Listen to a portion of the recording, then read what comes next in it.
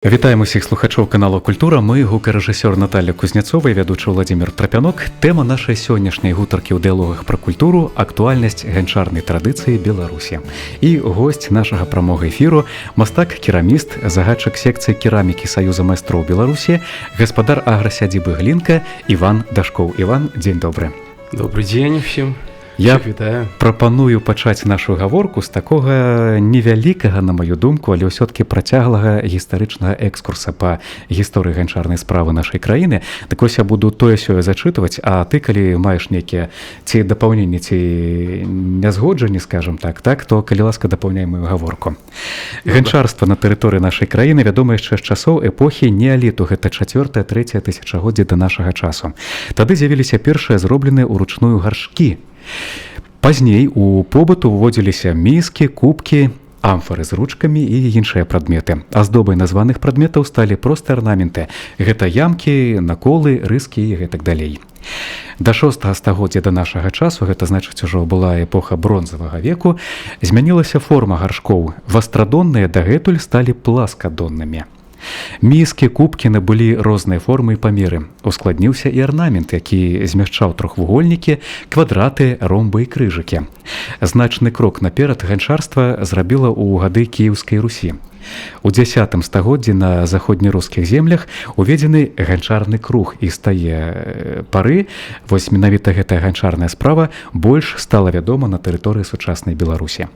Гэта паспрыяла з'яўленню масавай вытворчасці бытавога посуду, далейшага ўскладнення яго формы і аздаблення. Пакуль усё правільна, здаецца? Я б толькі, можа, так бы моцна не прывязваў бы ганчарнае кола да Кіеўскай Русі, бо, тут хутчэй гэта ганчарнае кола паскорылася. Яно, вядома, было... Это зручна, ведаеце, калі у вас ёсць у посудзе, заўжды у вас атрымоўваецца круглы посуд. Іншага не можна зрабіць там трохкутны, там, альбо там квадратны. Гэта нелагічна з пункту гледжання народнай культуры і проста незручна рабіць рукамі, так? І, вядома ж, гэта заўжды зручна працоўваць на чымсьці таксама круглым, што будзе рухацца. І спачатку это магло быць проста такое прыстасаванне, якое можна назваць ручным ганчарным колам, калі мы проста маем нейкі драўляны блін, на які мы паставілі гэты гаршочак, і падкручваем і апрацоўваем. А, безумоўна, так з часам гэта ганчарнае кола, яно развівалась, і да таго моманту, калі ўжо ёсць такая спецыфічная тэхніка, назва тэхнікі — это тачэнне. Калі мы маем проста кавалак гліны, кідаем на ганчарны круг, кола, і ўжо з яго выцягваем, то бок тэхніка такая, выцягваем гэта выраб. І тут гэтае кола, я так разумею, круціцца ўжо значна хутчэй, чым да гэтага. Так, бо яно мае масіўны махавік, які дае вам гэту інерцыю, дзе вы можаце рукамі прыкласці моц, і вы проста з кавалка гліны можаце выцягнуць гэты гаршок. А раней на гэтым жа ганчарным коле, трошкі іншай канструкцыі, не такім хуткім, вы толькі дапрацоўвалі, догладжвалі. То бок, так шоў працэс развіцця, в прынцыпе, ганчарнага кола як такога дапаможніка, альбо там вось некага станка, так. Працягнем тады наш гістарычны экскурс. Так, і пасля ўзнікнення гарадоў ганчарства набыло рамесніцкі характар, і займацца гэтай справай пачалі ўжо спецыяльна, скажам, падрыхтаваныя людзі, ганчары так званыя, так, рамеснікі. Тады ж ганчарства падзялілася на гарадское і сельскае. Гарадскія рамеснікі, у прыватнасці, пачалі прымяняць глазураванне сваіх прадметаў, аздабляць тое, што яны ўжо стваралі. Але крыху інакш, чым вось было да гэтага. Не толькі крыжыкі, квадраты і ромбікі, так, але яшчэ і глазура пакрывалі, значыць, свае вырабы. Росквіт ганчарнага рамяства адбыўся ў 16-17 стагоддзях. Ганчарныя цэхі працавалі на тэрыторыі Беларусі, у прыватнасці ў Гродні, Брэсце, Полацку, Мінску, Капылі, Міры, Слуцку, Шклове, Віцебску, Камянцы і іншых гарадах на тэрыторыі нашай краіны. Будучыя майстры, якія іх называлі чаляднікі, пераймалі вопыт у іншых ганчарных цэнтрах і нават у заходняй Еўропе. Гэта сведчанне таго, што нашыя майстры, народныя, здавалася б, майстры, але былі ў кантэксце, скажам так, еўрапейскага развіцця ганчарства. Прамысловасць, якая пачала актыўна развівацца ў 19 стагоддзі, негатыўна адбілася на развіцці ручнога ганчарства. Напрыклад, калі ў 1867 годзе ў Віцебску дзейнічала 41 майстэрня, дык праз 30 гадоў там засталося толькі 14 майстроў, асобных майстроў, у якіх нават не было вучняў. Прамысловыя вырабы былі маладаступныя сялянству, аднак вялікім попытам карыстаўся танны ганчарны посуд. Росту сельскага рамяства садзейнічала таксама і малазямелле значнай часткі сялянства. Таму ў многіх месцах Беларусі, дзе меліся багатыя залежы добрай гліны, утвараліся буйныя ганчарныя асяродкі, якія аб'ядноўвалі суседнія вёскі і па колькасці майстроў нашмат апераджалі старажытныя ганчарныя цэнтры. У канцы 19 стагоддзя адрозненні паміж архаічным сельскім і высокаразвітым гарадскім рамяством паступова згладзіліся. Правильно ці не зусім? Все, амаль што правильно, толькі я бы, можа, не пагадзіўся з такім тэрмінам, як высокаразвітае гарадское. Адразу можна зрабіць такую выснову, што сельскае было невысокаразвітае. Ведаеце, ад таго, што ў вас у руках замест 15 інструментаў 2, рукі вашы горшымі не стануць.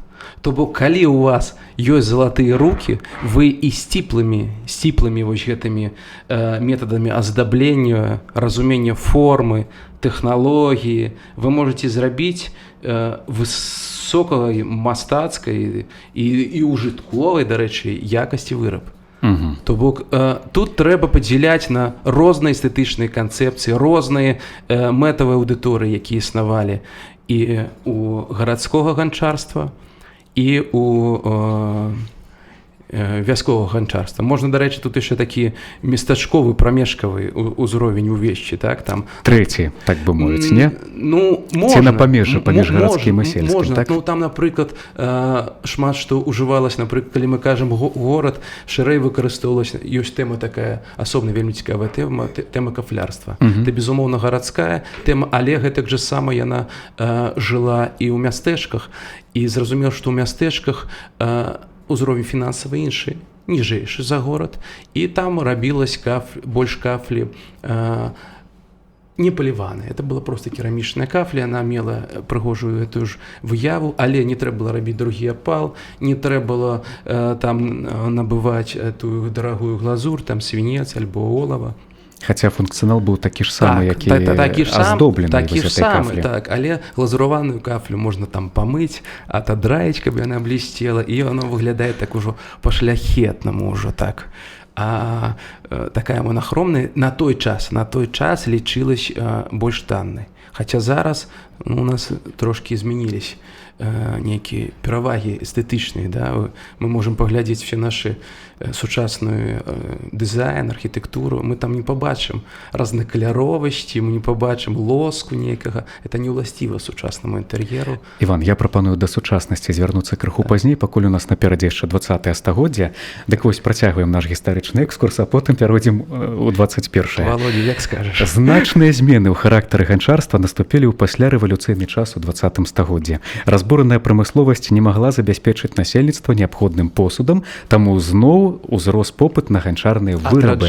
Адраджэнне, так. І зноў жа, дарэчы, вось гэта, скажам, сведчанне таго, што нават у гэтай ганчарнай справе, у ганчарнай традыцыі былі свае перыяды і росквіту, і заняпаду. Дык вось, у 1920-е гады пачалі стварацца арцелі ганчароў. Іх прадукцыя набывала іншы характар, не толькі побытавы, але яшчэ і дэкаратыўны, скажам так. Вырабы рамеснікаў дэманстраваліся ўжо на рэспубліканскіх і усесаюзных выставах. Аднак у 1950-е гады адна з адной ганчарнай арцелі зноў спыняюць сваю дзейнасць. Глобалізацыя забівае мастацтва. Это вось аснова, так, тут нікуды не падзенешся. Калі ты хочаш вырабіць 10 мільёнаў гаршкоў, то ў тебе няма часу сачыць за кожным і там прадумваць. В душы няма это вырабы. Ты столькі не аддаш сябе, каб у кожны выраб укласцісь частку сябе, частку там мастацтва. То, безумоўна, тыраж, гэта ёсць тыраж. Вось тут мы пераходзім да 21 стагоддзя, да сучаснага стану развіцця ганчарства. Дык вось, на маю думку, яно існуе, працягвае ў гэтых дзвюх формах, асноўных формах, якія ўтварыліся яшчэ напярэдадні, так? Гэта вытворчасць і народны промысел у традыцыйным выглядзе. Пытанне першае. У Беларусі, у нашай краіне на цяперашнім этапе, так, цэнтрам вытворнага ганчарства па-ранейшаму застаецца і вянец, ці ёсць яшчэ нейкія цэнтры? 21 стагоддзя маю на ўвазе. Ну, у нас, па-першае, нам трэба падзяліць ганчарства. Ёсць у нас, дакладней, кераміку, ёсць белагліняныя высокатэмпературныя гэты масы. Это то, што мы кажам пра фарфоравы. У нас быў менскі фарфоравы завод, але ён паспяхова закрыўся. І застаўся у нас адзіны на Беларусі, это Добрушкі фарфоравы завод. Так, это вось першае, да, вось першае, это мы высокатэмпературную, вось я так выдзеліў фарфоравыя масы. І ёсць праца з краснай глінай, калі мы працуем з тэмпературай там 1050 градусаў, ніжэйшая тэмпература. З ёй працуюць там і ў вянцы, з ёй працуюць іншыя вытворчасці. То, што я ўжо казаў, што фарфоравы у нас завод застаўся адзін. А вот давай тады зробім такі падзел паміж вось гэтай вытворчасцю, так? А белая маса гэта вытворчасць посуду пераважна, ці штосьці яшчэ? І першае, і другое можна рабіць посуд.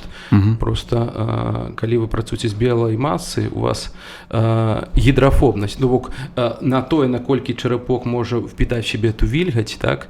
Яна у вас ніжэйшая, адпаведна тэрмін службы чарапка вышэйшы, плюс ёсць пластычныя асаблівасці. З белай масы вы можете дазволіць сабе зрабіць больш тонкі выраб, можете зрабіць больш пагуляць з формай, калі чырвонай гліны, чырвонай масы, яна не такая тлустая, яна не дазваляе вырабляць нейкія такія нюансы, нейкія вычурныя такія нейкія элементы, то в белай масе, фарфоры гэта частка самого фарфора. Это частка іх як бы візуальнай вот этой канцэпцыі, в якой яны працуюць. І тут то, што я кажу пра нейкі мастацкі бок, тут таксама два розных падыхода, да? І адзін падыход да краснай масы, это такі нейкі лаканізм праз нейкі арнамент, праз нейкі сімвал, да, мы ствараем мастацтва.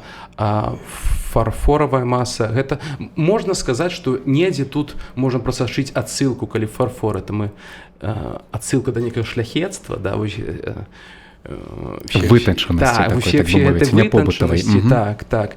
А чырвоная маса это да народнай культуры, да нейкай аўтэнтычнасці. Але зараз я вось так у вытворчай керамікі, ну, шчыра кажучы, мяне вот просто асабіста я так моцна не рабіў даследаванне, што дзе зараз робіцца. Але я не бачыў чагосьці такога, каб чапляла вока. Магу толькі, вось, дарэчы, пра Добрушкі фарфоравы завод сказаць, што там, пэўна, быў альбо ёсць, бо хадзіла тут плётка, што ён закрыўся цэх, і там выдатны проста быў узровень, вельмі прыгожы былі мастакі, якія... Там был роспіс, і сапраўды там была такі мастацка каштоўныя рэчы створаныя, якія можна было там на любым узроўні прэзентаваць як бы Беларусь. Але ёсць плётка, што гэта закрылася, я тут дакладна ўжо не ведаю, гэта на ўзроўні так плётачкі. Ну, вось, а ў чырвонай масе такога, каб там, можна было сказаць, вось і венецкая кераміка, і венецкая флеандроўка, і мы можам яе пабачыць кожнай краме, турыст прыязджае, ведае, што такое венецкая кераміка. Не, у нас гэтага няма. То бок у нас у сферы керамікі жывога, менавіта я падкрэслю жывога, вот актуальнага на дадзены момант некага такога брэнда, які шырока прадстаўлены і які рэалізуецца нейкай вытворчасцю, яго няма. Я, дарэчы, падзялюся сваім успамінам. Некалькі месяцаў таму у мяне была магчымасць завітаць у вянец, і я спецыяльна паехаў туды ў раён завода, і мне было цікава ўбачыць, а ці ёсць там спецыялізаваная крама, так бы мовіць, куды можна зайсці і набыць своеасаблівы падарунак з вянца, бо і вянец гэта сталіца ганчарнага майстэрства, лічыцца на сучасным этапе. Я памятаю, прыязджаю туды, завод мяне здзівіў сваёй, скажем так, гістарычным абліччам. У гэты дзень у выхадны ён не працаваў, і там таксама не аказалася чамусьці крамы. Я прыйшоў да іх, там сядзеў чалавек, які дзяжурыў на сваёй змене. Я кажу, як можна патрапіць у магазин, прыходзьце, калі ласка, у панядзелак. Ну, у панядзелак я прыйду, значыць, ужо не ў Вянцы, а ў якім-небудзь іншым населеным пункце, у прыватнасці ў той жа сталіцы, і тое-сёе набуду. Ну, гэта так бы мовіць. Это, Володя, до речі, момант абсалютна не страшны насамрэч. Калі ў цябе на заводзе няма крамы, ладно, але ты ў Менску таксама не набудзеш нармальнай, прыгожай і венецкай керамікі, бо яна была шырока прадстаўлена. Ну ладно, ты не прадстаўлены на сваім заводзе. Ты па Беларусі трэба хорошо быць прадстаўленым. Ну так. Да. Тут трэба... ты згубіш на заводзе капейку, але ты не капейку губляеш, ты рубель губляеш, так? Ну тут стратэгія развіцця, разумення сучаснай кан'юнктуры. Што мы робім? Для чаго мы робім? Як мы гэта падаем? Для таго, каб штосьці прадаць, трэба ў першую чаргу прадаць ідэю. Трэба стварыць гэты сусвет, паказаць гэты сусвет. Так? І тады ў цябе будуць набываць. Я прапаную перайсці да тэмы, скажам, больш пазітыўнай у гэтым плане, таму што у нас існуе яшчэ і народны ганчарны промысел, і некаторыя вырабы, якія ты сёння прынёс у нашу студыю, могуць убачыць гледачы нашай відэаверсіі праграмы, якая праз нейкі час з'явіцца на YouTube. Дык вось, гэта свістулькі, гэта акарыны, але найперш пытанне будзе такое: у якім стане вось гэты народны ганчарны промысел, так? Што і для каго зараз ствараюць народныя майстры? Ну, трэба сказаць, што менавіта народны промысел у 90-е гады 20-го стагоддзя гэта быў такі моцны ўздым. Это было адраджэнне, сапраўды адраджэнне. Шмат хто тут і з прафесійных мастакоў, і проста з людзей зацікаўленых звярнуўся да традыцыйнай керамікі, і гэта імкліва пачало адраджацца. І гэты працэс можна так вось фіксаваць, можа быць, да пачатку там 2000-х гадоў. Зараз ёсць трошкі такім, я б сказаў, складаны працэс. Ёсць плеяда майстроў досыць ужо такога, ну, ужо такого пенсійнага і прадпенсійнага ўзросту, які менавіта з'яўляюцца тут такім. Ну, я магу нават некалькі прозвішчаў, да, тут пералічыць, так. Ёсць у нас, напрыклад, тое, што я заўжды кажу, вось, брэнд Беларусі, мы да гэтага яшчэ, я думаю, вернемся. Абварная кераміка, это там Кірачык Александр, так? Там дымлёная кераміка, это там Логвін Васіль, Любімаў Александр, так? Ёсць там гліняная свістулька, выдатна, там Пратасенне Мікалай Алексеевич там працуе з дзецьмі, там, в Салігорску, ну, то вот просто супермайстер, так? Але ўсё гэта, там, Боўда Юрый Иванович, але гэта майстры, ну, ім гадоў па 60 ужо. А каму і трохі болей. Няма трошачкі ось пакаленне, якое ідзе, ось за ім яно не так шырока прадстаўлена. І гэта трошачкі мяне, канешне, так... Бянтэжыць. Бянтэжыць, так. Ну, а маладыя майстры, ты адзін з іх? Так. У гэтым плане як, што адбываецца? Ёсць тыя, хто цікавяцца з гэтай традыцыяй, так? Ёсць, хто падтрымліваюць яе? Ёсць, і я вось кажу, зараз проста з'явілася яшчэ адна тэндэнцыя, і такі накірунак беларускай керамікі, он буквально, можа быць, так акрэсліўся гадоў 5 таму, я так сама яго абмалюю. Ёсць вось і апошні дзесяцігоддзя тут працуюць і майстры майго веку, у меня там 34 гады, там, як майстар можна лічыць маладым, так, безумоўна. Ёсць там Васіль Щерба, там Дмітрий Касьяненко, у нас там Константин Краско, там, ну, шэраг у нас майстроў ёсць, ёсць выдатныя майстры, там чорнадымлены посуду, там і не толькі, там і гліняны, белагліняны распісаны, там Дем'ян Каптур такі, просто шыкоўны майстар, там Сергей Наранович хлопец, які працуе з такі высокатэмпературнымі апаламі, з каменнымі масамі. Ёсць якая тэндэнцыя? Вось гадоў, можа быць, да 10-х вось развівалася гэта накірунак выключна ў рэчышча народных рамёстваў. Народных рамёстваў людзі прыходзілі, цікавілись, ішлі ў гэту галіну. І яна прасоўвалася наперад, ты бачыў гэтыя маладыя твары. Што адбываецца бліжэйшым часам? Да нас прыйшлі еўрапейскія тэндэнцыі хэндмейда, так? Нам падавалось спачатку, бо мы не ведалі, што гэта такое, мы ставілі знак тоеснасці. Народнае рамёства, таксама хэндмейд, робім ручкамі, так?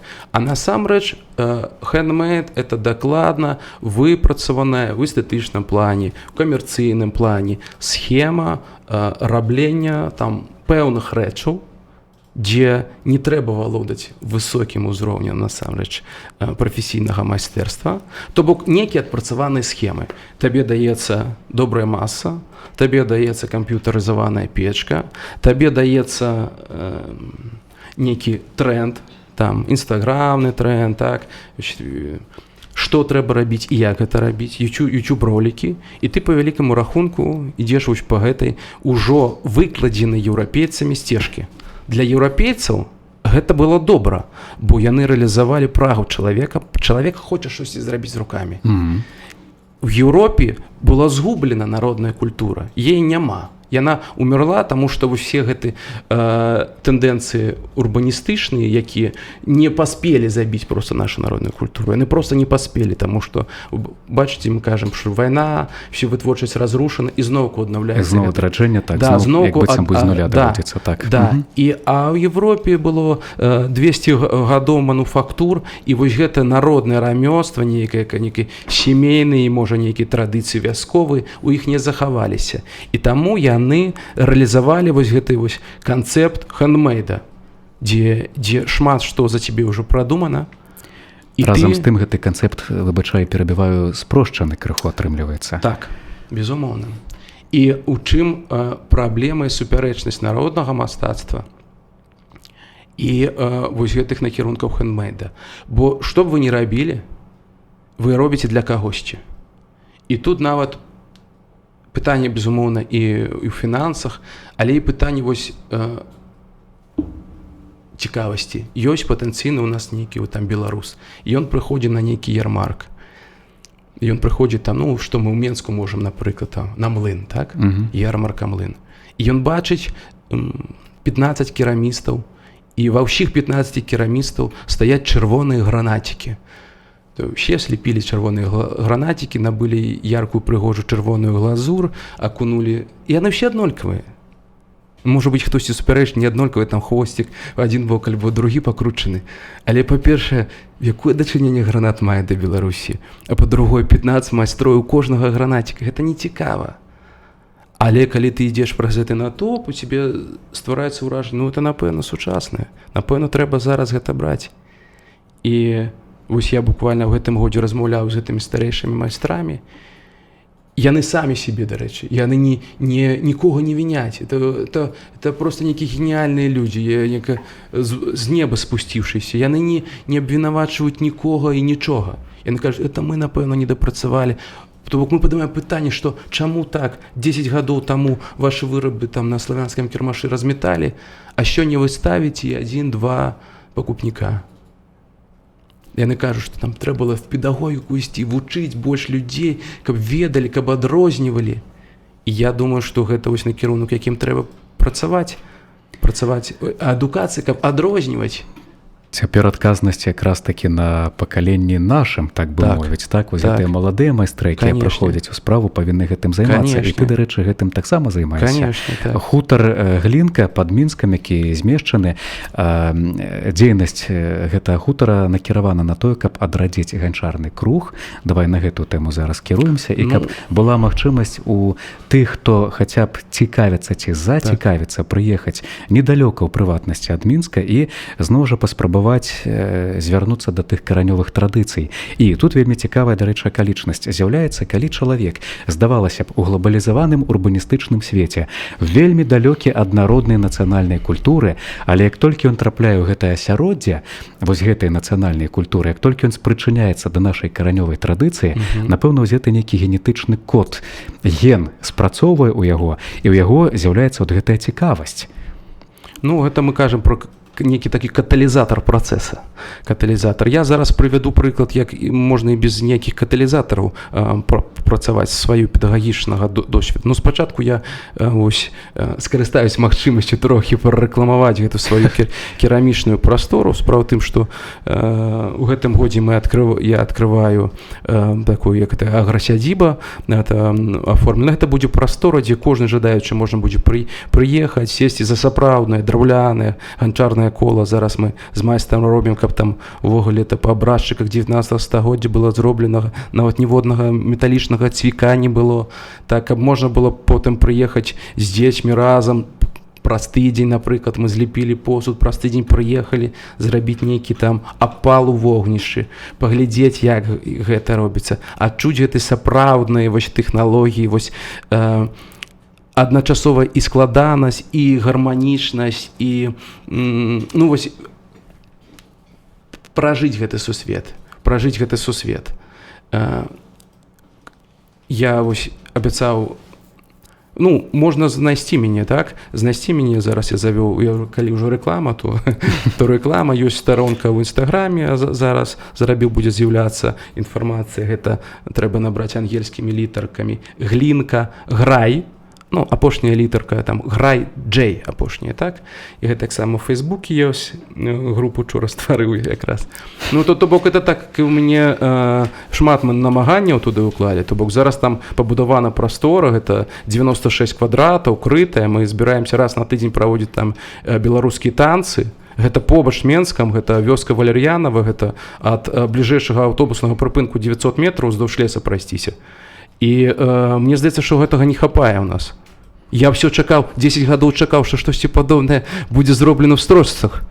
Але я так разумею, што так і жыццё пройдзе, то трэба саму штосьці рабіць. Хаця ў Строчцах таксама ёсць ганчарны круг, і ёсць майстар, які паказвае, там можна паспрабаваць свае сілы ў вырабе гаршка таго ж самага. У Строчцах?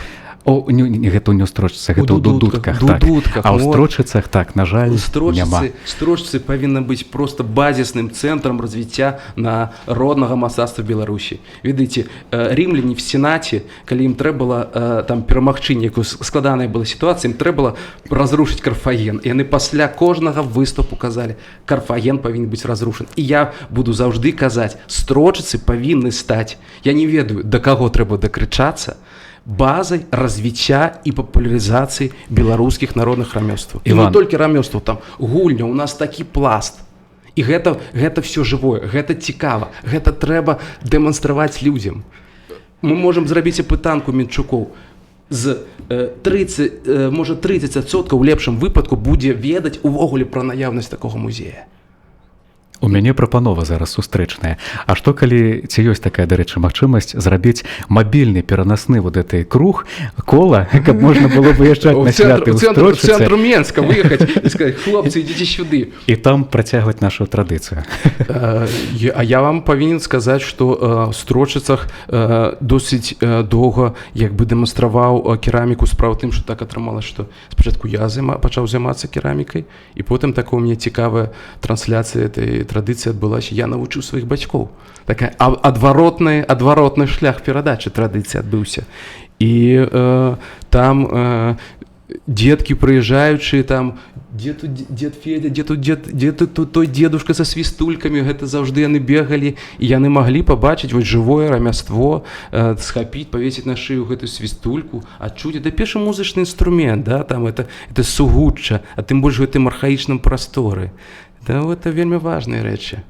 Карацей, кола пакуль вынаснога пераязнога не будзе. Будуць дэманстравацца ўзоры, тыя, якія створаныя уласнаруч, і якія можна падудзець, пасвісцець. Калі Строчцы зробяць захады і скажуць, Іван, прыязджайце, я, дарэчы, некалькі разоў прыязджаў да іх, да свята, ставіў проста стол побач, вешаў аб'явку, там майстар-класы, падыходзілі людзі, і мы сидзелі і ліпілі з дзецьмі гэтай свістулькі, і, безумоўна, гэта было выдатна. Ёсць класна, у нас ёсць канцан, так? Візуальна это выдатна, так?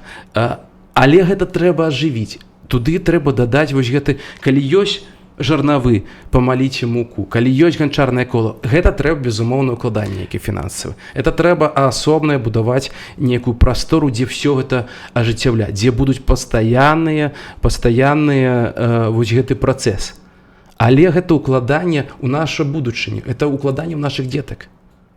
Дзіцёнка ты прыводзіш у гэтую строчцы, ён яшчэ, я зараз шмат працую ў дзіцячай педагогікі, дзеці гэта ўсё істоты хаоса. Хаос это не кепска і не добра, гэта шмат энергіі, ім трэба кудысьці гэта выплеснуць. Дайце мне на чымсьці засяродзіцца, дайце мне працэс. Вы даёце мне працэс, і тады я ўваходжу, тады я адчуваю, і тады я ўсё навокал таксама адчуваю. Давайце укладацца ў наше завтра. Я вяртаюся зараз да дзейнасці аграсядзібы Глінка. Што там на гэты момант ёсць? На гэты момант збудавана вялікая вось гэта альтанка, выдзелена прастора для кастравых апалаў. Зараз робіцца драўлянае ганчарнае кола. Пакуль што гэта непасрэдна вось гэта прастора на 100 квадратаў, яна адкрытая, яна будзе дзейнічаць 5 месяцаў у году, то это з траўня па верасень уключна. Там можна будзе нейкую ежу, там жонка прыгатуе ў гаршочках, там вынесіць, мы можам прыехаць яшчэ і не галодным з'ехаць.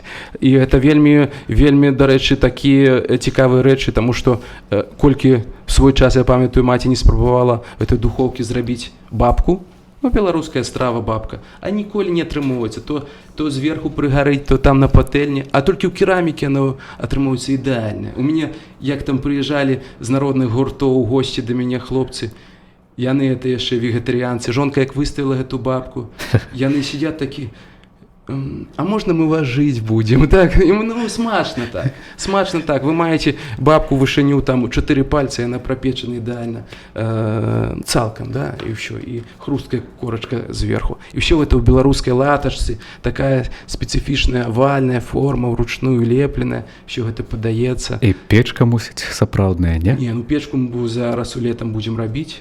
Гэты год мы рабілі, это у нас менавіта была такая архітэктурны момант, это трэба было плотам все абнесці, прыгожыя брамы зараз зрабілі, все это з дрэва. Это дуже працы, это вельмі шмат працы і фінансаў, і удакладнення, узгаднення, там такі аб'ём добры павалены.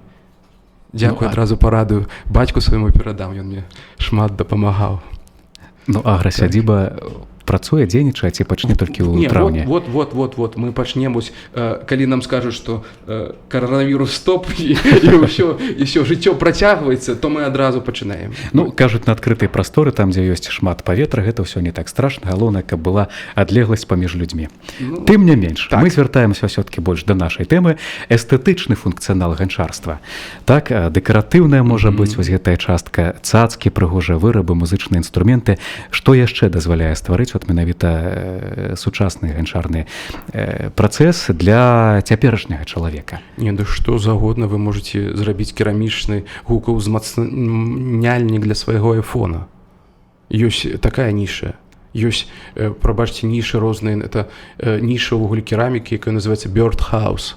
То ж дамкі для птушак гліняныя.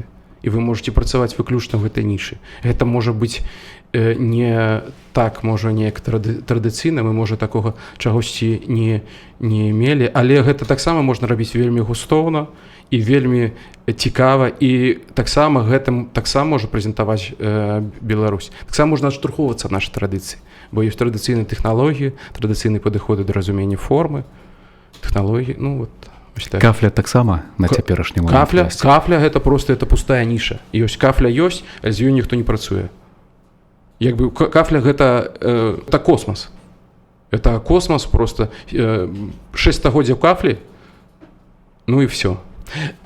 А для чаго? Вот тут мы упираемся ў што? Ва всех былі печкі. Так. І тут насамрэч я які бачу шлях. Што мне зараз могуць палову ганчароў, дарэчы, камяні можа кідаць. Што трэба зыходзіць ад функцыянала печкі, і можа неяк пазіцыянаваць яе як нейкі такі аб'ект, які вы можаце, напрыклад, у вас вы робіце на кухні пояс пліткі, вы все адно робіце, і вы ўстаўляеце туды 3-4 ручной работы зробленых кафлі, там, альбо гэта копіі, альбо гэта творчыя кафлі. На падставе кафлі можна зрабіць гадзіннік. Это можна супрацоўнічаць з нашым заводам, калі ён гатоў супрацоўнічаць. Тут ёсць куды думаць. Тут трэба крэатыўнае мышленне для таго, каб знайсці вось эту нішу для развіцця. Ну, зараз модна пераязджаць з горада, скажем так, у сельскую мясцовасць, так, і у дому сталёваць у прыватнасці той жа камін. І камін можна таксама аздабіць кафляй. Не, таксама можна ісці і класічным шляхам, і па вялікаму рахунку у нас, я ўпэўнены на нашым нават, ну, калі гэта казаць ужо так прагматычна, рынку, месца для 2-3 добрых майстроў па кафлі ёсць. Яно ёсць. І уже не кажучы пра тое, што зараз няма гэтага замкнёнага рынку, калі там ганчары гарадной збіралі гэты вазы, там цэлы год, і потым ехалі на кірмаш у Вільню, трэба было кудысьці рухацца. Зараз ёсць інтэрнэт-продажы, ёсць адкрытая прастора як бы Расіі, дзе не трэба ўвогуле ніякі там дакументы вам афармляць, ўсё гэта можаце правесці дыстанцыйна гэта рэалізаваць. То, ну, але гэта вельмі сур'ёзны падыход. Вы разумееце, гэта вам трэба мець вольны год, 2 гады. Это мінімальна для таго, каб на пачатковы ўзровень выйсці. Это які аб'ём трэба працы правесці, каб у вас выбудаваўся. Бо это не адна кафлінка, гэта ансамбль, які павінен, мала таго, што это ансамбль візуальна плане, это тэхнічна прапрацаваны, і ён ужыткова, ён у яго глазуры не павінна там нічога, ні цэка не быць. Это вельмі такі цяжкі шлях, але я ўпэўнены, таксама ёсць у ім перспектыва ёсць. Хачу яшчэ адзін такі момант закрануць. Гэта дзіцячая цацка, якая суправаджала беларусаў у ранейшыя гады вельмі часта і пастаянна. Рабіліся для дзяцей свістулькі. Так, вось на сённяшні момант ці запатрабаваныя яны у пакупніка, і ці ёсць вось гэтая цікавасць.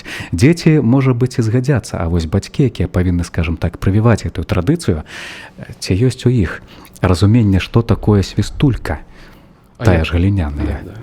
Я, Володя, са свайго досвіда буду зараз цалкам тебе пярэчыць насамрэч. І гэта зноўку, я кажу, тэндэнцыя апошніх 5 год. Я як педагог зараз гэтым сутыкаюсь. Мы просто падарылі сваіх дзетак сучасным прыладам, смартфонам, так. То бок нашы дзеці належаць смартфонам. Это як бы догма. Я тут не дазваляю нікаму. Я кажу, што так ёсць. 90% всех тэм, які ты падымеш з дзіцёнкам з першага класа, таму што першы клас у мяне вось у другім класе адзіны хлопец без смартфона, гэта такія пакуты. Асабліва, калі ўсе астатнія маюць гэтыя смартфоны. Так, бо ўсе прыйшлі ў першы клас і ўсе з смартфонамі. Для чаго, хачу я запытаць у дарослых? Ніхто не можа адказаць. Для чаго? Так прасцей, на маю думку. Тэлефон даў, чалавечак маленькі туды ўвайшоў, мне падаецца, і ён там. Ёсць прасцейшыя схемы. Ёсць дзецкія дамы. Я нарадзіў дзіцёнка, здаў дзіцячы дом. Калі ты яго нарадзіў, калі ты несеш гэты крыж, это твой крыж. Калі ты хочаш яго здаць камусьці, ты сам себе падманваеш. Ты жывеш в атмасферы падмана.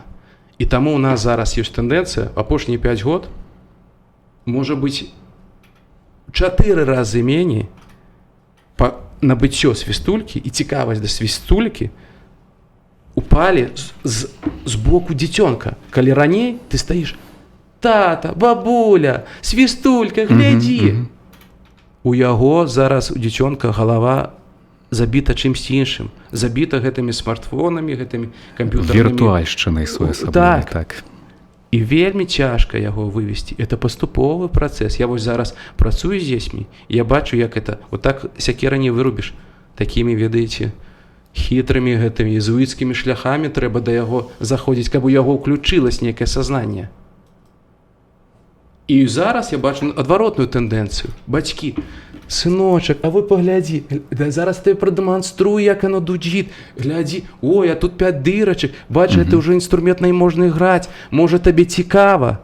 І калі ёсць добрыя взаемаадносіны паміж бацькамі і дзецьмі, калі дзеці яшчэ ў стане пачуць хаця б сваіх бацькоў, то так, можа адбыцца нейкі кантакт, і сапраўды ты можаш пабачыць там праз гадзіну, які дзіцёнак ідзе, ён усміхаецца, Ён зразумеў, што можна кудысьці дуць, і гэта неяк генеруецца нейкае гучанне, нейкія звукі, яны неяк працуюць з прасторай. Вось мы яго выцягнулі на нейкі час. Хаця, Ваня, я зараз прыгадваю сваё дзяцінства, і калі не памыляюся, нават у маім дзяцінстве былі ўжо пластикавыя, пластмасавыя свістулькі, у якую мы залівалі ваду, але ўсё-ткі свісцілі. Так. Я зараз хачу звярнуцца да тых вырабаў, што стаяць на стале. Гэта як стрэльба ў спектаклі, якая ў канцы павінна абавязкова стрэліць. Тое самае хачу, каб напрыканцы нашых сённяшніх дыялогаў прагучалі вось тыя гукі, пра якія мы ускосна, але ўсё-ткі узгадвалі сёння. Так, перад намі 3 вырабы у форме вершніка на коніку. Конік, дарэчы, з коламі, ён, напэўна, спадзяюся, яшчэ і рухаецца, так, рухаецца. Это трошкі ўжо такая, трошкі нейкага такога фантазія дадаў, у беларускай культуры такога я не бачу. Але, дарэчы, у традыцыйнай культуры керамікі колы выкарыстоўвались свой час вельмі даўно, там гадоў 5000 год таму, нават керамікі можна прасачыць нейкае такое. Вынайшлі колы, і бачна такі ажыятаж у людзей па ўсёй планеце, яны ліпілі там керамікі, спрабавалі кола прыстасаваць, і ўсе глядзелі, вы бачыце, гэта кола. О, яно круціцца. Яшчэ адна свістулька ў выглядзе пеўніка, так, і 2 птушачкі сумешчаныя ў адзін інструмент. Які з іх, можа, найбольш табе падабаецца, і давай хаця б, прадэманструем які-небудзь гучанне. Ну, вот давай гэты 2 птушачкі прадэманструем, бо яны такія. Гэта карына ці гэта свістулька? Ці я увогуле не маю рацыі ні ў адным і другім падзеле? Тут аналагічна ёсць як бы праблемы. Калі мы як беларусы кажам, дарэчы, это пытанне пазіцыянавання ў міжнародным фармаце. Калі як беларусы кажам, то мы можам назваць гэта свістулькай. Бо акарына гэта інструмент, які грае там на актаву мінімальна. Калі мы трапляем у Еўропу, у іх няма разумення ўвогуле свістулька. У іх ёсць свісток, але свісток это ту, і все, не мае ніякіх. Тое, што трэнер падаў сігнал адзін і ўсё. Так, свісток это у трэнера. У іх все, што мае 2 гука і зроблена з керамікі, гэта все акарына. Ну, вот давайте я на этих 2 птушечек сыграю. Одна у меня такой символ птушка водная, якая снизу, недзе на воде, это такой лебедь, и птушка такая жаўручок, які вяртаецца. Так. Вясну зараз будзем гукаць у студыі канала Культура. Пазітыў. Зараз всім не хапае некага пазітыва.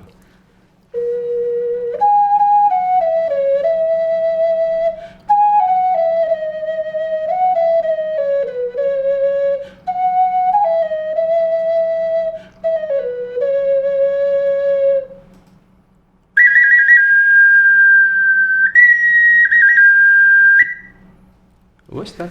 Супер. А вось той вершнік на коніку, ён таксама іграе ці не? Канешне, ўсё грае. А можна пачуць? Так. Форма крыху іншая, зноў жа. Яшчэ раз усіх запрашаю далучацца да нашых відэаверсій на старонках канала Культура.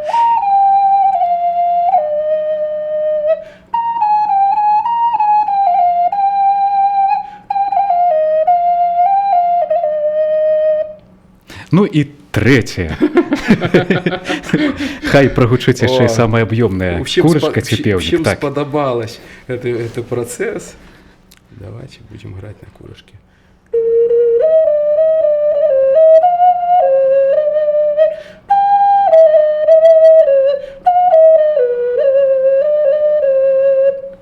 Каб дадаць нізоў у гучанне, трэба зрабіць прастору больш шырокай, так? Так, чым больш у вас акарына, тым ніжэй у вас гучанне гэтага будзе інструмента. Ясна. Ну і колькі у нас часу зусім не засталося, таму я буду нагадваць, што сёння ў нас на дыялогах пра культуру быў майстар-кераміст, загадчык секцыі керамікі Саюза майстроў Беларусі, гаспадар аграсядзібы Глінка Іван Дашкоў. Іван, дзякуй вялікі за ўдзел у нашай праграме. Вам дзякуй вялікі. Я вельмі спадзяюся, што сённяшнія слухачы, якія паслухалі нашы дыялогі пра культуру, зацікавяцца нашай тэмай і будуць цікавіцца каранёвымі традыцыямі. На гэтым дыялогі пра культуру завяршаюцца. З вамі былі гукарэжысёр Наталья Кузнецова і вядучы Владзімир Трапянок. Яшчэ раз нагадваю, шукайце нашу відэаверсію на YouTube-канале і ў нашых групах у сацыяльных сетках. Дзякуй за ўвагу і да сустрэчы.